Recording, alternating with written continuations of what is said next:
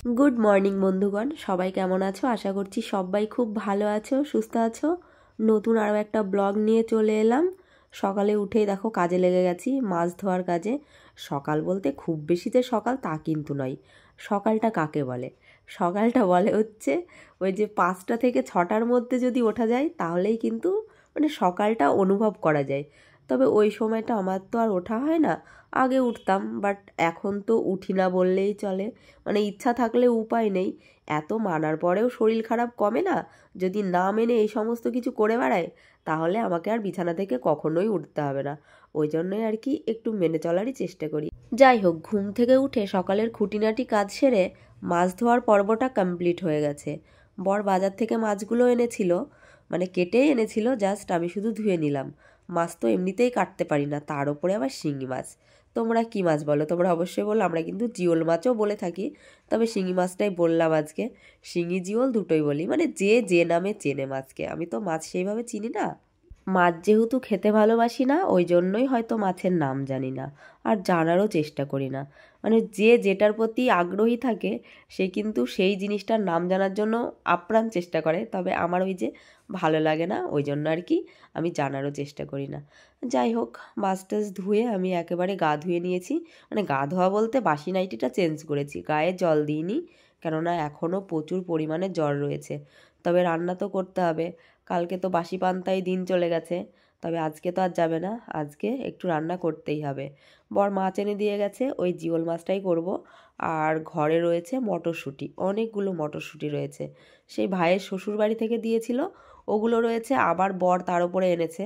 অনেকগুলোই মটরশুঁটি হয়ে গেছে, তার মধ্যে কিছুটা মটরশুঁটি ওই দেখো খোসা ছাড়িয়ে নিয়েছি। ওগুলো লঙ্কা পেঁয়াজ দিয়ে ভাজবো একটু ঝাল ঝাল করে। আর একটা বড় সাইজের পেঁয়াজ কুচিয়ে নিয়েছি, আজকে মসুরির ডালের বড়া করব। একটু তেতো পাতা হলে সবচেয়ে ভালো হতো, কিন্তু তেতো পাতা কোথায় পাবো, বাজারে নেই। তো ওই জন্য আর কি হয়ে উঠলো না। একটু ঝাল ঝাল করেই ওই মুখের স্বাদে বলতে পারো, ও মসুরির ডালের বড়া ভাজবো আর জিওল মাছের ঝোল, এটাই রান্না করব। অলরেডি মসুরির ডালের বড়া ভাজতে দিয়ে দিয়েছি। অনেকগুলো লঙ্কা দিয়েছি, একটু রসুন দিয়েছি, একটু আদা দিয়েছি, লবণ হলুদ স্বাদ মতো যেটুকু লাগে আর কি দিয়ে নিয়েছি। তো মচমচে করে খাবো, যাতে মুখের স্বাদটা অন্তত একটু আসে। মুখের তো স্বাদ হারিয়ে গেছে, কোনো কিছুই খেতে ইচ্ছা করছে না, খেতেও পারছি না। তবে দেখা যাক ডালের বড়াটা খেতে পারি কি। তবে একটু তেতো পাতা হলে খুব ভালো হতো, কিন্তু পাওয়া যায়নি, কি আর করা যাবে। তোমাদের সাথে কথা বলতে বলতে দেখো রান্নাটা কমপ্লিট করে নিয়েছি। জিওল মাছের ঝোল করেছি। আজকে যা করেছি সব কিছুই একটু ঝাল ঝাল করে করেছি, যেহেতু মুখে কিছু ভাল লাগছে না, আর ঝালটা খেতে তো অনেকটাই ভালোবাসি। জ্বরের মুখে একটু টক টক ঝাল ঝাল খাবারই কিন্তু বেশি টেস্টি লাগে, কিন্তু টক কোথায় পাবো বলো? আর টক তো খাওয়াও যাবে না, এত ঔষধ খাচ্ছি, টক খেলে সব অ্যাকশন নষ্ট হয়ে যাবে। এমনিতেই ব্যথা রয়েছে, আরও বেশি ব্যথা হবে, তখন আর উঠে দাঁড়াতে পারবো না। যেটুকু পারছি অন্তত দুটো খাবো, খেয়েই শুয়ে পড়বো। কেননা শরীরটা অতটাও ভালো লাগছে না, কোনো রকমের রান্না না করলেই নয়, তাই রান্নাটা করেছি। কালকে তো পান্তা খেয়ে দিন কেটে গেছে, তবে আজকে আবার কি খাবো, তাই না?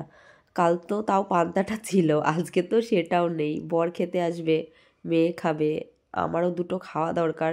চেষ্টা করছি দুটো ভাত খাওয়ার জন্য, কিন্তু না গো, সব চেষ্টায় বিফল হয়ে যাচ্ছে, খেতে আমি পারছি না।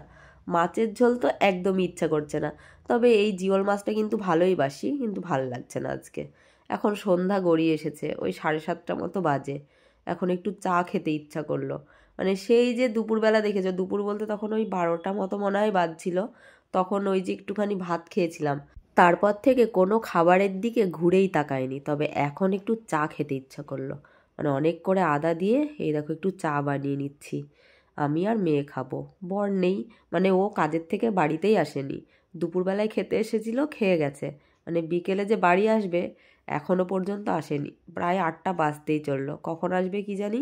5টা 5:30 নাগাদ একবার ফোন করেছিলাম, বলল যেতে ওই আধা ঘন্টা 1 ঘন্টা লেট হবে, কিন্তু এখনও তো এসে পৌঁছায়নি। আদৌ কখন আসবে জানি না, রাত্রি 10টাও বাজতে পারে।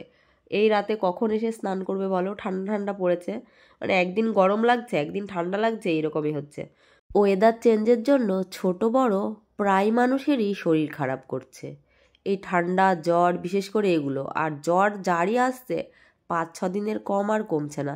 তবে আমার জ্বর আসলে না খুব টেনশানে পড়ে যায়। কেন বলো তো? জ্বর আসলেই আমার টাইফয়েড হয়ে যায়। এদিকে আবার 3 দিন হতেই চললো, জ্বর কমছেই না, মানে জ্বর ছেড়ে জ্বর আসছে। বুঝতে পারছি না কি করব। তবে আর 2 দিন দেখব, যদি না কমে তাহলে আমাকে আবার রক্ত পরীক্ষা করতে হবে।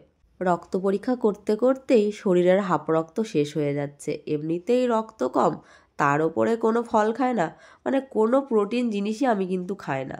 খাওয়ার মধ্যে ওই 2টো ভাত খাই দুবেলা, মানে সেটাও এখন আর খেতে পাচ্ছি না। ভগবানের কি আড়ি তোমরাই বলো। তবে সত্যি কথা বলতে কি জানো তো, এই যে আদা চাটা করেছি এত ভাল লাগছিল বিস্কুট দিয়ে খেতে, মনে হচ্ছিল 1 গ্লাস করে নিলেই ভালো করতাম। শুধু চা খেয়ে কি পেট ভরে তোমরাই বলো? 4-5টা বিস্কুট খেলাম চা দিয়ে। বরকে বলবো একটা রুটি নিয়ে আসতে হোটেল থেকে।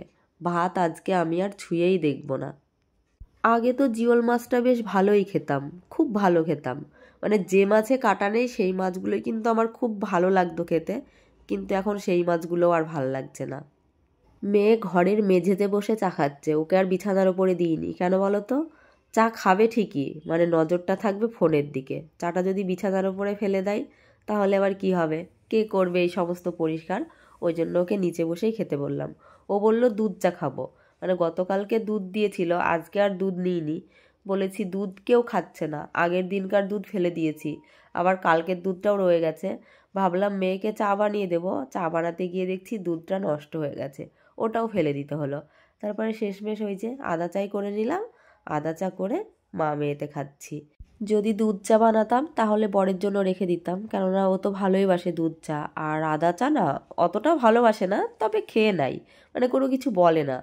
যে কোনো খাবারই করি না কেন ও কিন্তু বলে না যে এই খাবারটা করো না বা খাবো না, মানে যাই করি না কেন সেটাই কিন্তু ও খেয়ে নেয়। যত প্রবলেম হচ্ছে আমার আর মেয়ের, এটা খাবো না সেটা খাবো না, তবে আমার বরের কোনো প্রবলেম নেই গো। ওকে ডাল বলো, মাছ বলো, শাক বলো, যাই বলো না কেন, ওকে মানে কোনো কিছু একটা ভাতের সাথে দিয়ে দেবে, ও খেয়ে নেবে। কোনো খাবার খেতে যদি ভালো হয় সেটাও বলবে না, কোনো খাবার খেতে যদি খারাপ হয় সেটাও বলবে না, মানে ভালো মন্দর বিচার একেবারেই করে না। আমরা নিজেরা রান্না করে তরকারিতে যদি একটু নুন ঝাল কম হয় কোনো দিন নিজেরই বিরক্ত লাগে, কি রান্না করেছি এইসব খাওয়া যায়, মানে নিজেকেই নিজে প্রশ্ন করি এটা কি তরকারি হয়েছে। কিন্তু আমার বর মানে সেই সমস্ত কিছু কখনোই বলে না, যে এটা এমন হলো কেন, ভালো করে রান্না করতে পারোনি কেন, এরকম বলবে না। হয়েছে হয়েছে, খেয়ে নেবে। এই রকম বর কেউ 7 জন্ম তপস্যা করেও পায় না। আমি মনে হয় বিনা তপস্যাতেই পেয়ে গেছি, ওই জন্য আমার হয়তো শরীরে এত রোগের বাসা বেঁধেছে। আজকে সারাটা দিন আমি কিভাবে থেকে গেলাম বলো তো? স্নানটাও করতে পারলাম না। সেই যে রান্না করেছি, রান্না করে ওই যে লেপের মধ্যে ঢুকেছি আর বেরোয়নি। আমাকে দেখতে পুরো পাগলির মতো লাগছে, নিজেকে দেখেই কেমন লাগছে। চাটা খাওয়া শেষের দিকে, এখন একটু বসে বসে ফোন দেখব। ফোনটাও দেখতে ভাল লাগছে না, শরীর ভালো না থাকলে না কোনো কিছুই ভাল লাগে না। স্নান খাওয়া ঘুম সবটাই তো উড়ে গেছে, আবার ভালো লাগার জিনিসগুলোও তখন আর ভালো লাগে না। সব কিছুই যেমন যেন অসহ্য লাগে, বিরক্তি একটা ব্যাপার। সন্ধ্যাবেলায় বরকে ফোন করে বলেছিলাম আমার জন্য রুটি তড়কা নিয়ে আসতে। ওই দেখো আমার জন্য এনেছে রুটি আর তড়কা, আর ওদের জন্য তো ভাত রয়েছে, মাছ রয়েছে। দেখলেই তো মাছ করেছিলাম, সেই তখন অল্প একটু ভেঙে খেয়েছিলাম, মানে একটা মাছও আমি খেতে পারিনি, সব মাছই ধরা রয়েছে। তো ভাত তরকারি যেহেতু রয়েছে, মেয়ে আর বর ভাত তরকারি খেয়ে নেবে, আমি এই যে রুটি তড়কা খাচ্ছি। ঘরে ময়দা আছে, কিন্তু ময়দা মেখে কে রুটি বানাবে ভাই? রুটি বানানোর মতো কোনো পরিস্থিতিই নেই, মানে আমি যদি ভালো অবস্থাতেও থাকি তাও আমি রুটি বানাতে পারি না, কেননা ওই ময়দা মেখে রুটি বানানোর পরে না হাতে প্রচণ্ড পরিমাণে যন্ত্রণা করে।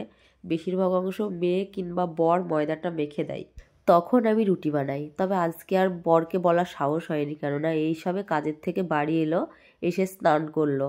স্নান করে এ দেখো আমাকে রুটি তড়কা দিল, আমি কিন্তু বিছানার ওপরে বসেই খাচ্ছি। আর মেয়ে আর বর ভাত বেড়ে নিয়েছে, ওরা নিজেরাই বেড়ে নিয়েছে। প্রায় দিনই ওদেরকে ভাত বেড়ে নিয়েই খেতে হয়, আমি তো বেড়ে দিই না বললেই চলে। ঠান্ডা পড়ে থেকে তো বেড়ে দেওয়াই হয় না, ওরা নিজেরাই বেড়ে খায়। তো যাই হোক, এই তো হচ্ছে ব্যাপার। আজকের ব্লগটি তোমাদের কেমন লাগলো জানিও। আজকের মতো টাটা, সবাই ভালো থেকো, সুস্থ থেকো, গুড নাইট সবাই।